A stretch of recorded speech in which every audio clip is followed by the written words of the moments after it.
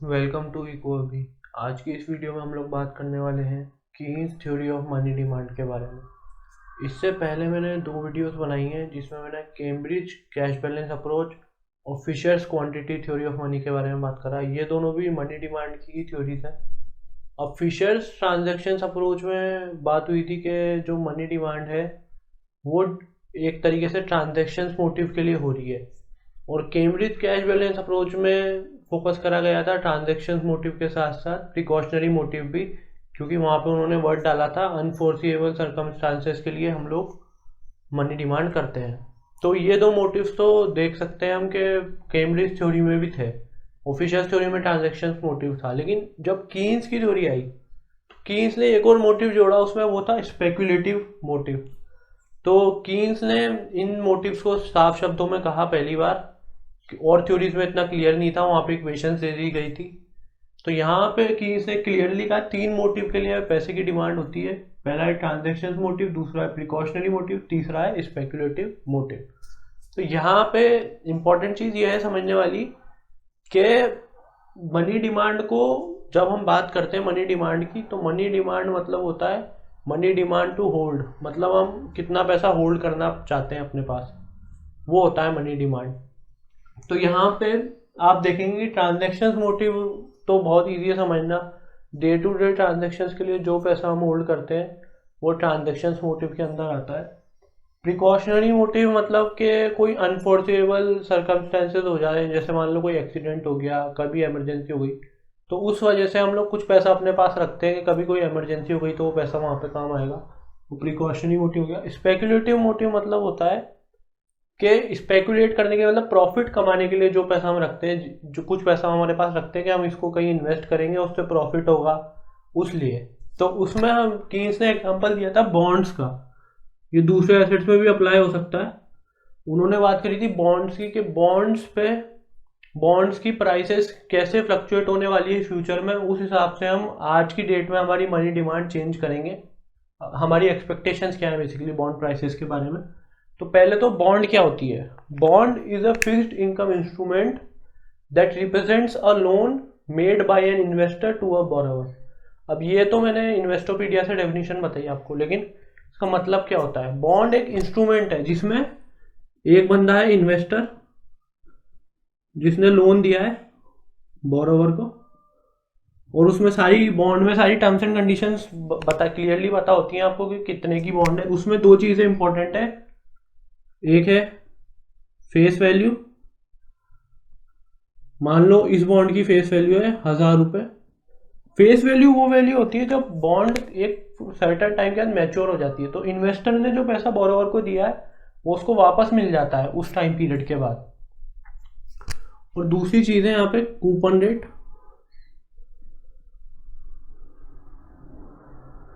अब coupon rate क्या होती है? कूपन रेट वो रेट ऑफ इंटरेस्ट है, मतलब जो आपको बॉन्ड पे जो रिटर्न्स मिलेंगी वो रेट है। तो यहाँ पे मान लेते हैं हम इसका 5% है कूपन रेट। ठीक है, ये बॉन्ड का एक एग्जांपल हो गया। तो इसमें क्या होगा कि फर्स्ट टाइम मैं 1000 रुपये दिए किसी बोरोवर को, ठीक है। अब उसके बाद वो मुझे इसके ऊपर हर ईयर 5% रेट ऑफ इंटरेस्ट देगा, प्लस जब 5 ईयर्स मान लो इसकी वो है, 5 ईयर्स बाद बॉन्ड मैच्योर हो जाएगी, तो उसके बाद फिर जब 5 ईयर्स कंप्लीट हो जाएंगे तो उसके बाद फिर मुझे वो पैसा वो वापस दे देगा। अब बॉन्ड की प्राइसेस के बारे में जो इम्पोर्टेंट बात हमें समझने की है वो है बॉन्ड की प्राइसेस इन्वर्सली रिलेटेड होती हैं रेट ऑफ इंटरेस्ट को, मतलब इन दोनों के बीच में इन्वर्स रिलेशन है। बॉन्ड प्राइसेस अगर मान लो रेट ऑफ इंटरेस्ट पे डिपेंड करेंगी है, तो रेट ऑफ इंटरेस्ट में पहले चेंज होगा। मान लो रेट ऑफ इंटरेस्ट बढ़ गया तो बॉन्ड प्राइसेस कम हो जाएंगी, ठीक है, ऐसा होगा। तो ये इन्वर्स रिलेशन क्यों है इसको हम समझने की कोशिश करते हैं। मान लो एक बॉन्ड आज की डेट में इशू हुई, यही वाली, इस पर 5% रेट ऑफ इंटरेस्ट मिल रहा है और 1000 फेस वैल्यू है इसकी, और हर साल मतलब मुझे मिलेगा 50 रुपये मुझे मिल जाएंगे, ये बॉन्ड होल्डर मैं हूँ, ठीक है। अब इसके बाद क्या हुआ कि फ्यूचर में धीरे धीरे करके रेट ऑफ इंटरेस्ट भी ऑब्वियसली चेंज होता है मार्केट में, तो उस वजह से बॉन्ड पे जो कूपन रेट होती है वो भी वेरी करती है। बॉन्ड में coupon rate rate of interest पे भी डिपेंड करती है, और उस पर भी डिपेंड करती है कि रिस्क कितना है, और फैक्टर्स पे भी थोड़ा बहुत डिपेंड करती है तो ये सब फैक्टर। लेकिन यूजुअली क्या होगा, जब रेट ऑफ इंटरेस्ट बढ़ेगी ना मार्केट में, तो बॉन्ड पे कूपन रेट भी ऑब्वियसली बढ़ेगी, क्योंकि वो भी एक इंस्ट्रूमेंट है। नहीं तो अगर कूपन रेट नहीं बढ़ी तो कोई बंदा बॉन्ड में पैसे क्यों लगाएगा, क्योंकि उसको पता है कि यार मुझे मार्केट में इंटरेस्ट रेट ज़्यादा है, मैं तो बैंक में डाल दूंगा, उधर से पैसे मिल जाएंगे मुझे ज़्यादा, दिक्कत क्या है। तो वो चीज़ है। तो इस वजह से क्या होगा, जैसे मान लो नई रेट ऑफ इंटरेस्ट बढ़ गई, अब उस वजह से कूपन रेट भी बढ़ गई। अब नई जो बॉन्ड आएंगी मार्केट में उनकी कूपन रेट है 10%। अब नई बॉन्ड में इतना रिटर्न मिल रहा है 10%, और मेरी बॉन्ड में मिल रहा है 5%। तो मेरी बॉन्ड अब यहाँ पे अट्रैक्टिव नहीं है सिचुएशन में। अब यहीं पे नई बॉन्ड होगी ₹1000 की, तो मेरी बॉन्ड कोई नहीं लेना चाहेगा, क्योंकि मेरी बॉन्ड पे तो कम रिटर्न्स है और इस पे अच्छे रिटर्न्स है। इस पे 100 रुपये मिलेंगे आपको हर साल, 2 इंस्टॉलमेंट मिलती है यूजुअली, तो 2 इंस्टॉलमेंट में आपको 100 रुपये मिलेंगे हर साल। तो ये सिचुएशन हो जाएगी। तो इस वजह से क्या, मेरे को अगर अपनी बॉन्ड बेचनी है तो मुझे उसकी प्राइसेस कम करनी पड़ेगी। मुझे अब जो फेस वैल्यू है उसको डिस्काउंट करके डिस्काउंट पे बेचना पड़ेगा। तो डिस्काउंट पे मैं बेचूंगा तो मैं कितना प्राइसेस डिस्काउंट करूंगा, मैं इतनी प्राइसेस डिस्काउंट करूंगा कि जो रिटर्न्स हैं वो सेम हो जाए दोनों पे, मतलब मेरी बॉन्ड पे भी 10% रिटर्न मिले। तो मैं, मेरी नई प्राइसेस होंगी, न्यू प्राइस होगी मेरी 500। 500 क्यों होगी, क्योंकि 500 को आप 50/500, 50 रुपये मिलते हैं मेरी बॉन्ड पे हर ईयर। क्योंकि मेरी बॉन्ड पे अभी भी रिटर्न तो फेस वैल्यू पे मिलेगा ना, तो 50 रुपये मिलेंगे। तो 50 रुपये, ये रिटर्न कितना हो गया, 10% रिटर्न हो गया। तो ऐसी सिचुएशन में बंदा मेरी बॉन्ड भी कंसिडर कर सकता है कि ठीक है, इसमें 50 रुपये मिलते हैं हर साल के, 500 रुपये में दे रहा है, तो मेरी बॉन्ड भी बिक सकती है। तो ये सिचुएशन है। तो इस वजह से क्या हुआ यहाँ पे, फाइनली एंड रिजल्ट क्या हुआ, इंटरेस्ट रेट्स बढ़ी, उसकी वजह से नई बॉन्ड्स की कूपन रेट्स भी इन्फ्लुएंस हुई, और उस वजह से क्या हुआ कि मेरी बॉन्ड की जो प्राइस है 500 हो गई, मेरी बॉन्ड की प्राइस में रिडक्शन हो गया। तो यहाँ पे क्या एस्टेब्लिश हुआ कि बॉन्ड की प्राइसेस, इंटरेस्ट रेट जब बढ़ती है तो बॉन्ड की प्राइसेस गिर जाती हैं, और उसका उल्टा भी सच है। फिर हम प्रीमियम पे बेच देंगे। मान लो बॉन्ड इंटरेस्ट रेट गिर गई तो नई बॉन्ड्स पे भी कम रिटर्न मिलेंगे, तो मेरी पुरानी बॉन्ड मैं प्रीमियम पे बेच सकता हूँ फिर, और यही सिस्टम उस पर भी फॉलो होगा, उल्टा इसका एकदम। तो ये सिचुएशन है। तो इस रिलेशनशिप को कीन्स ने एम्फसाइज किया कि रेट ऑफ इंटरेस्ट का क्या सिचुएशन रहने वाली है, उस वजह से बॉन्ड प्राइसेस इन्फ्लुएंस होगी, और उसका फिर स्पेकुलेटिव डिमांड से क्या लेना देना। अब जैसे देखो, मान लो फ्यूचर में मुझे लग रहा है कि रेट ऑफ इंटरेस्ट बढ़ने वाली है मार्केट में और बॉन्ड प्राइसेस गिरने वाली है, तो मैं क्या करूंगा, स्पेकुलेटिव डिमांड फॉर मनी,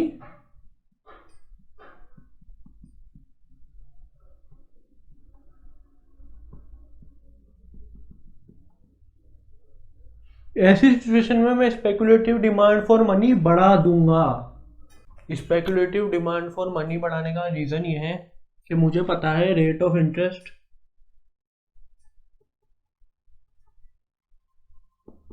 बढ़ने वाली है फ्यूचर में, ये एक्सपेक्टेशन है मेरी। तो इस वजह से क्या होगा, बॉन्ड की प्राइसेस कम हो जाएगी।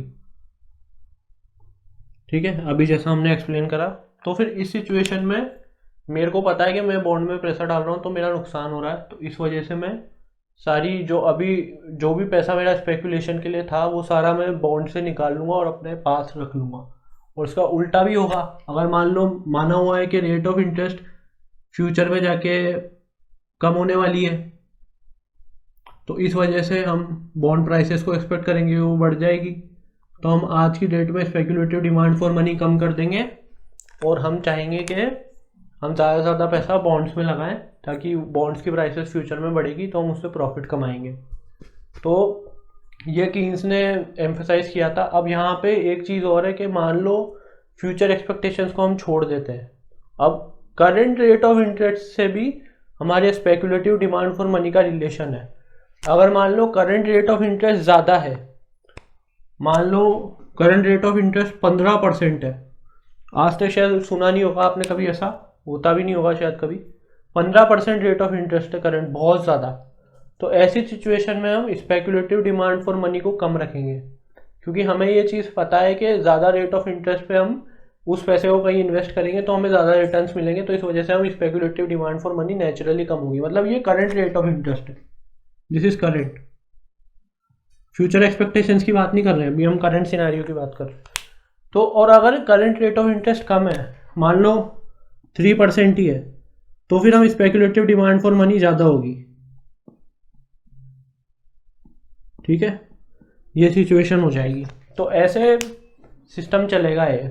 करंट रेट ऑफ इंटरेस्ट अगर ज़्यादा है तो स्पेकुलेटिव डिमांड फॉर मनी कम, और अगर करंट रेट ऑफ इंटरेस्ट कम है तो स्पेकुलेटिव डिमांड फॉर मनी ज़्यादा रहेगी, क्योंकि उसके पीछे मैंने लॉजिक आपको एक्सप्लेन किया इसे। और इसमें एक सिचुएशन ऐसी आ जाएगी जब रेट ऑफ इंटरेस्ट इतनी ज़्यादा ही फॉल हो जाएंगी रेट ऑफ इंटरेस्ट, तो उसके बाद क्या होता है, लिक्विडिटी ट्रैप में फंस जाते हैं हम। मतलब मॉनिटरी पॉलिसी में वो सेंट्रल बैंक क्या करता है, मनी सप्लाई को इंक्रीज करता है, उस वजह से रेट ऑफ इंटरेस्ट कम होती है, लेकिन वो फेल हो जाती है। क्योंकि होता क्या है, सारी speculative demand for money interest perfectly elastic हो जाती है नीचे जाके। उसको मैं आपको एक बार डायग्राम बना के एक्सप्लेन करता हूँ कि वो भी समझना इंपॉर्टेंट है। तो यहाँ पे मैंने डायग्राम बना लिया है आपको एक्सप्लेन करने के लिए। तो ये करंट रेट ऑफ इंटरेस्ट है और ये डिमांड फॉर मनी है एक्स एक्सिस पे। तो जैसे ही demand for current rate of interest ज़्यादा होती है, वैसे डिमांड फॉर मनी कम होती है। उसके पीछे की सारी रीजनिंग मैंने आपको एक्सप्लेन करी है पहले भी। क्योंकि होता क्या है कि जैसे ही रेट ऑफ इंटरेस्ट हाई होती है तो हम सोचते हैं कि पैसा हमें कहीं इन्वेस्ट कर देना चाहिए, कहीं लैंड कर देना चाहिए, उसको अपने पास रखने से कोई मतलब नहीं है क्योंकि ज़्यादा नुकसान हो रहा है हमारा। और लो रेट ऑफ इंटरेस्ट पे हम ऐसा नहीं सोचते, लो रेट ऑफ इंटरेस्ट पे हम सोच लेते हैं रख भी ले तो भी क्या दिक्कत है, कोई टेंशन वाली बात नहीं है। लेकिन यहाँ पे आप देखेंगे नीचे जाके ये कर्व एकदम फ्लैट हो गई। ऐसा क्यों? इसके पीछे रीज़न ये है कि इतनी इंटरेस्ट रेट लो हो चुकी है कि अब लोग सोचते हैं कि हमें जो भी इनएक्टिव बैलेंस है, हमारे पास जो भी पैसा बच रहा है वो हमें हमारे पास ही रख लेना चाहिए, उसको कहीं इन्वेस्ट करके या लैंड करके भी कोई फ़ायदा नहीं है क्योंकि बहुत कम इंटरेस्ट रेट्स है, तो इसमें हमें कुछ लग नहीं रहा फ़ायदा, तो उससे बढ़िया हम अपने पास ही रख लेते हैं।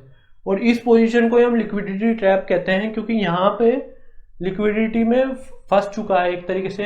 क्योंकि यहाँ पे क्या होगा कि जैसे ही सेंट्रल बैंक मनी सप्लाई को बढ़ाएगा वैसे ही इंटरेस्ट रेट्स और ज़्यादा फॉल नहीं होंगी, इस पॉइंट से ज़्यादा, इस जगह से ज़्यादा नीचे नहीं जाएंगे इंटरेस्ट रेट। क्योंकि उसके पीछे रीज़न यही है कि लोग जो भी एक्स्ट्रा मनी उनको मिलेगी वो सारी होल्ड कर लेंगे वो, तो उस वजह से इंटरेस्ट रेट्स कभी फॉल होंगी नहीं और उस वजह से मॉनिटरी पॉलिसी इनएफेक्टिव हो जाएगी। और ये एक तरीके से एक्सप्लेन भी करता है कि मॉनिटरी पॉलिसी इन्वेस्टमेंट को क्यों नहीं बढ़ा सकती डिप्रेशन के टाइम पे। क्योंकि हम क्या करते हैं, हम मनी सप्लाई बढ़ा के सोचते हैं कि इंटरेस्ट रेट्स फॉल होंगी, उस वजह से क्या होगा, इन्वेस्टमेंट बढ़ेगा। लेकिन यहाँ पे इंटरेस्ट रेट्स फॉल होंगी ही नहीं, तो ये लिक्विडिटी ट्रैप में फंस जाएंगे क्योंकि लोग सारा का सारा पैसा अपने हाथों में रखना चाहते हैं। तो ये एक तरीके से एक्सप्लेनेशन था स्पेकुलेटिव डिमांड फॉर मनी का, पूरा मैंने आपको दिया। अब यहाँ पे हम इसको समराइज करेंगे पूरी थ्योरी को। तो यहाँ पे M1 तो मान लो आप ये है transactions plus precautionary demand for money, ठीक है, M1। और M2 यहाँ पे है स्पेकुलेटिव डिमांड फॉर मनी। तो M1 काय पे डिपेंड कर रहा है, M1 ये L1 मतलब डिमांड फंक्शन, M1 डिमांड मतलब डिपेंड करता है इनकम पे, ठीक है। और M2 जो कि हमारी स्पेकुलेटिव डिमांड फॉर मनी है वो डिपेंड करती है रेट ऑफ इंटरेस्ट पे। मतलब ट्रांजैक्शंस और प्रिकॉशनरी डिमांड डिपेंड करेगी इनकम पे। अगर जब हमारी इनकम ज़्यादा होगी तो ये ट्रांजैक्शंस और प्रिकॉशनरी डिमांड भी ज़्यादा करेंगे फॉर मनी। और स्पेकुलेटिव डिमांड की जहाँ तक बात करें वो डिपेंड करेगी रेट ऑफ इंटरेस्ट से, और उसका इनवर्स रिलेशनशिप है। अगर मान लो रेट ऑफ इंटरेस्ट ज़्यादा है तो स्पेकुलेटिव डिमांड फॉर मनी, जैसा मैंने इस ग्राफ में बताया, कम होगी। और अगर रेट ऑफ इंटरेस्ट कम है तो स्पेकुलेटिव डिमांड फॉर मनी, जैसा यहाँ पे एक्सप्लेन किया गया है, ज़्यादा होगी। ऑब्वियस बात है। तो इन दोनों को हम ऐड कर दें, M1 प्लस M2, MD मतलब मनी डिमांड आ जाएगी, MD इक्वल्स टू L1Y, इसका ये डाल दिया मैंने, प्लस L2R, ठीक है। तो ये टोटल मनी डिमांड हमारी आ जाएगी, इनको ऐड कर देंगे हम। तो ये कीन्स का व्यू पॉइंट था, डिमांड फॉर मनी को एक्सप्लेन करने की उन्होंने कोशिश करी। और उनकी थ्योरी एक तरीके से पिछली थ्योरी से बेटर है, क्योंकि यहाँ पे उन्होंने स्पेकुलेटिव डिमांड फॉर मनी नई चीज़ जोड़ी, और जो कि काफ़ी इंपॉर्टेंट चीज़ है। लेकिन उनकी थ्योरी में कमियां भी हैं, जैसे हर थ्योरी में होती है। तो उसमें यही कमी है कि उन्होंने ये जो है हमारी M1 है, ये भी तो रेट ऑफ इंटरेस्ट पे डिपेंड करेगी। इस पे ट्रांजैक्शन ऑफ प्रिकॉशनरी डिमांड भी रेट ऑफ इंटरेस्ट से अफेक्ट होगी, उसका भी उस पर असर होगा, लेकिन वो उन्होंने नहीं कहा। तो क्रिटिसिजम्स इसमें काफ़ी हैं, लेकिन मैं आपको एक ही बताया, बाकी आप बुक में पढ़ लेना। और आई होप आपको ये टॉपिक समझ में आया हो। Thank you for watching this video.